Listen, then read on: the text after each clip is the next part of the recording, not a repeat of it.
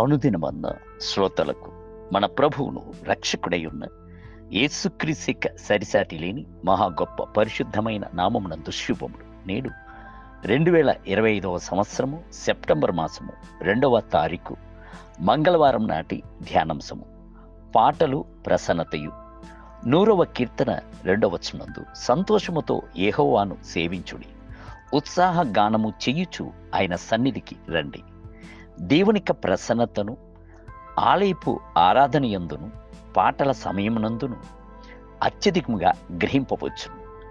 ఏ సంఘస్థులైతే ప్రభువును ఆత్మతోనూ సత్యముతోనూ సేవించుచున్నారో అక్కడ ప్రభు యొక్క మహిమగల ప్రసన్నత అల్లాడుచుండు. మీ యొక్క వ్యక్తిగత జీవితమునందు కూడాను మీ యొక్క ప్రార్థన సమయములలోనూ పాటలను పాడుడి. ఇంటర్నెట్ల యందు ఆత్మీయ పాటలను చరవాణి ద్వారా వింటూనే ఆ పాటలతో కలిసి మృదువుగా పాడుటకు ప్రయత్నించుచున్నప్పుడు ప్రభు యొక్క సముఖమును గ్రహింపగలము. అట్టి పాటలను తరచుగా వినుచున్నప్పుడు ఆత్మలో అగ్ని మండుటను గ్రహింపగలము. అవును, పాటలకును దేవుని ప్రసన్నతకును దగ్గరి సన్నిహితము కలదు. ఇజ్రాయేలు ప్రజలు దేవుని ప్రసన్నతతో అగిప్తును విడిచి బయటికి వచ్చినప్పుడు ఎర్ర సముద్రము రెండుగా చీలి వారికి దారినిచ్చెను. ఇజ్రాయేలు ప్రజలు ఆరిన నేలపై నడుచున్నట్లుగా ఆనందముతో నడిచి వచ్చిరి. ప్రభు ఫరోను అతనిక సైన్యమునైతే ఆ నీటిలో ముంచివేసెను. ఆ గొప్ప సముద్రం యొక్క అవతలి తీరమునందు నిలబడి మిరియాము అను ప్రవక్తనియు సకల ఇజ్రాయేలీలను తంబుర నాట్యముతోనూ పాటలతోనూ ప్రభును స్తుతించి ఆరాధించిరి అని బైబిల్ గ్రంథము చెప్పుచున్నది. నిర్గమాకాండము 15వ అధ్యాయము 20 మరియు 21 వచనములు.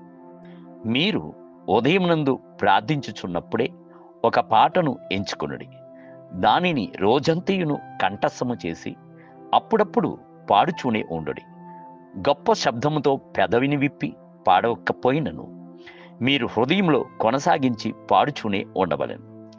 మీరు నడుచుచున్నప్పుడును కూర్చుండునప్పుడు కూడాను మీ హృదయమునందు వాటిని పాడి అనుభవముగా మలుచుకొనుడి. అలాగున చేయుచున్నప్పుడు మీ యొక్క హృదయము ఎల్లప్పుడూ ఆనందించి ఉల్లసించుచు ఉండుటను గ్రహించవచ్చును. నడక వ్యాయామం వంటివి కూడా ఆత్మీయ పాటలను మనసునందు పాడుచూనే జరిగించుచున్నప్పుడు అట్టి వ్యాయామములు మీకు అత్యధికముగా ఫలితమును ఇచ్చుటను గ్రహించెదరు. మీలో ఎవనికైనా శ్రమ సంభవించేనా అతడు ప్రార్థన చేయవలెను, ఎవనికైనా సంతోషము కలిగినా అతడు కీర్తనలు పాడవలను అని అపోస్తులైన యాకోబు ఆలోచన చెప్పుచున్నాడు. యాకోబు రాసిన పత్రిక 5వ అధ్యాయము 13వ వచనం. దావీదు రాజు సెలవిచ్చుచున్నాడు, ఆయనను పగటి వేళ యెహోవా తన కృప కలుగ ఆజ్ఞాపించును, రాత్రి వేళ ఆయన గూర్చిన కీర్తనయు నా జీవదాతి అయిన దేవుని గూర్చిన ప్రార్థనయు నాకు తోడుగా ఉండును. 42వ కీర్తన 8వ వచనం. దేవుని బిడ్డలారా, సంతోషంగా ఉన్నప్పుడు మాత్రము గాక పోరాట సమయం యందు కూడాను పాడుడి, అంధకారమరమైన రాత్రి సమయం యందును పాడుడి.